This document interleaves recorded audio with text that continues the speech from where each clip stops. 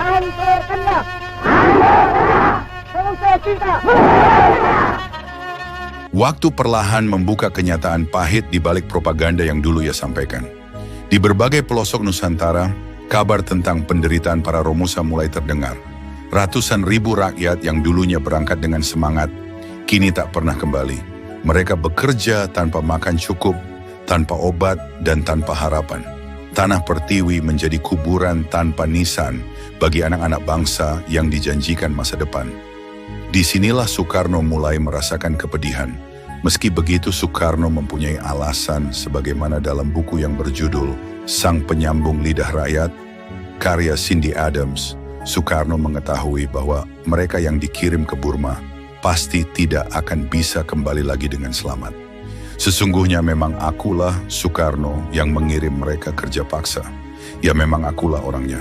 Aku menyuruh mereka berlayar menuju kematian. Ya akulah orangnya.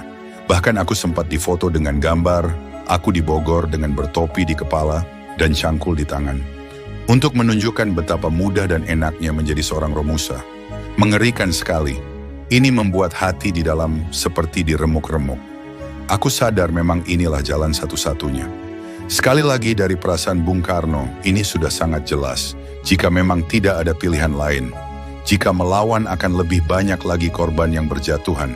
Meski begitu, Soekarno tidak sendirian. Muhammad Hatta, Ki Hajar Dewantara, bahkan Buya Hamka pun juga mendukung keputusan Bung Karno. Menangannya akhir pastilah dihendaknya di pihak Nippon untuk menegakkan kemakmuran bersama di Asia Tenggara yang bilang gemilang. Hiduplah dari Nippon. Melalui ceramah-ceramahnya, Buya Hamka juga mengkampanyekan untuk mendukung Jepang dalam melawan sekutu. Sekalipun hal ini ditentang oleh golongan muda, seperti Syahrir, pada akhirnya mereka tidak mempunyai opsi lain selain melawan. Pada tahun 1943 misalnya, salah satu aktivis pemuda, Amir Syarifuddin, ditangkap karena melakukan perlawanan dan bahkan diancam akan dieksekusi. Hatta dan Soekarno turun tangan dan bernegosiasi dengan tentara Jepang agar para aktivis yang ditangkap hukumannya diringankan.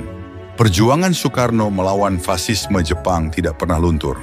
Di samping Soekarno bekerja sama dengan Jepang, ia juga harap-harap cemas akan propaganda Jepang. Ia terus bertanya-tanya, kapan penjajahan ini usai? Di akhir tahun 1942, Jepang sudah mulai mengalami kemunduran dalam Perang Pasifik. Kekalahan demi kekalahan terus-menerus terjadi. Pemerintah Nippon pun memanggil Soekarno dan Hatta. Nippon mengajukan permintaan agar rakyat Indonesia dilatih militer untuk kepentingan Perang Pasifik. Sebagai imbalannya, Nippon akan memberikan kemerdekaan Indonesia. Awalnya Soekarno menolak. Setelah berdiskusi panjang, akhirnya Soekarno menyetujui hal itu. Atas inisiatif Gatot Mangkuraja, pada tanggal 3 Oktober 1943, dibentuklah Satuan Militer Pembela Tanah Air atau yang kita kenal sebagai PETA. Harapannya PETA akan dikerahkan dalam perang jika sekutu menyerang Indonesia.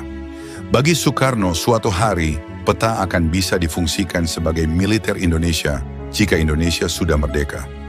Namun Jepang tak kunjung memberikan kemerdekaan kepada Indonesia. Tetapi pada tanggal 8 September 1944, Jepang memberikan kewenangan kepada Indonesia agar mengibarkan bendera merah putih, meski hanya di Jawa saja. Berita ini menyebar ke seluruh Pulau Jawa.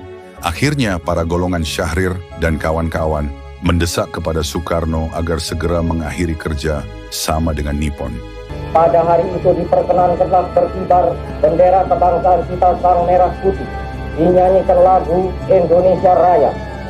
Namun Soekarno menolak karena dikhawatirkan akan ada pertumpahan darah. Baik Hatta maupun Soekarno hanya ingin kemerdekaan yang selamat. Soekarno terus-menerus mendesak kepada Jepang agar segera diberikan kewenangan untuk kemerdekaan. Dan benar saja pada tanggal 29 April 1945, Bung Karno dan sejumlah tokoh dipercaya oleh Nippon untuk membentuk Badan Persiapan Kemerdekaan, yakni BPUPKI, atau Badan Penyelidik Usaha-Usaha Persiapan Kemerdekaan Indonesia. Pada tanggal 1 Juni 1945, dalam sidang BPUPKI, Soekarno mengusulkan poin-poin dasar pendirian Negara Republik Indonesia yang kini disebut sebagai Pancasila. Dan pada tanggal 7 Agustus, kemudian nama BPUPKI diganti menjadi PPKI atau Panitia Persiapan Kemerdekaan Indonesia yang diketuai oleh Soekarno. Disinilah berbagai persiapan yang menyangkut kemerdekaan mulai digencarkan oleh Soekarno dan anggota PPKI, termasuk Undang-Undang Dasar Negara atau UUD 1945. Di lain sisi, 6 Agustus 1945, Amerika meluluh lantahkan kota Hiroshima, Jepang dengan bom atomnya.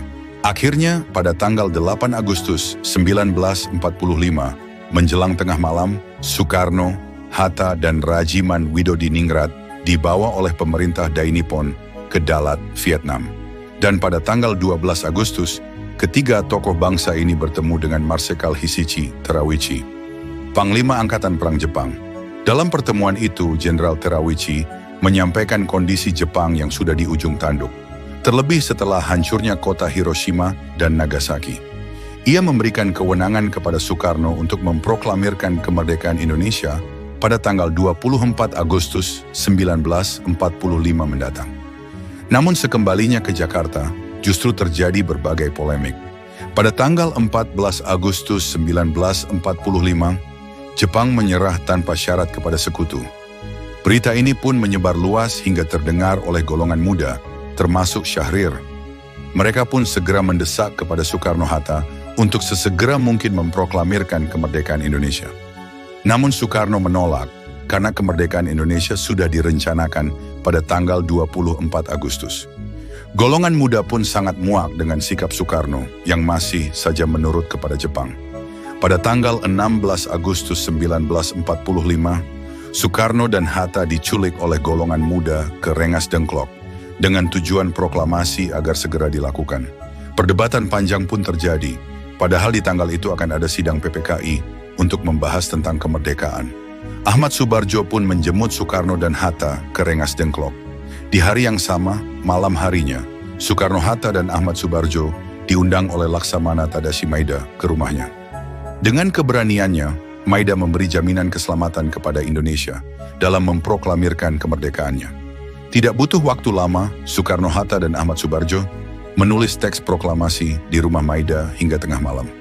Dan esok harinya pada tanggal 17 Agustus 1945, rencananya Soekarno dan Hatta akan memproklamirkan kemerdekaan Indonesia di depan rumah Soekarno, di Jalan Pegangsaan Timur nomor 56 Jakarta.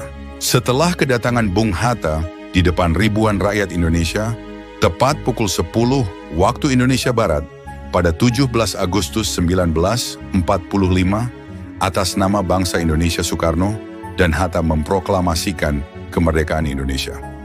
Dengan mata yang berkaca-kaca, akhirnya Soekarno berhasil memerdekakan rakyat Indonesia.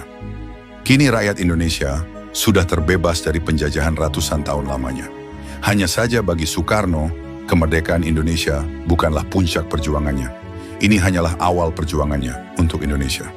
Pada akhirnya kisah Soekarno tidak berakhir di sini.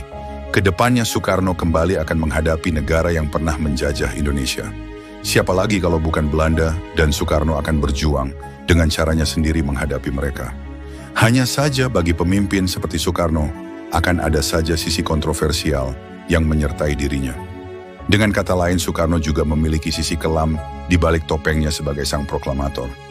Pembasmian pemberontakan yang dinilai terlalu brutal hingga pembungkaman terhadap oposisi kian mewarnai pemerintah yang nantinya akan dikendalikan oleh Soekarno. Dan kini, kemerdekaan Indonesia yang kita nikmati sekarang bukanlah perjuangan yang mudah. Mari jaga bangsa Indonesia agar kita tidak terjajah kembali baik dari lawan maupun bangsa sendiri. Dan dari kisah inilah kita belajar bahwa di balik setiap keputusan besar selalu ada beban dan pengorbanan yang tak terlihat. Soekarno bukan hanya seorang pemimpin. Ia adalah manusia yang menanggung luka bangsanya demi sebuah cita-cita, yaitu kemerdekaan Indonesia. Jika kamu suka video ini, jangan lupa subscribe, nyalakan lonceng notifikasi, dan bagikan video ini agar semangat perjuangan dan kesadaran sejarah tidak pernah padam di hati kita semua. Karena bangsa yang besar adalah bangsa yang tidak pernah melupakan sejarahnya.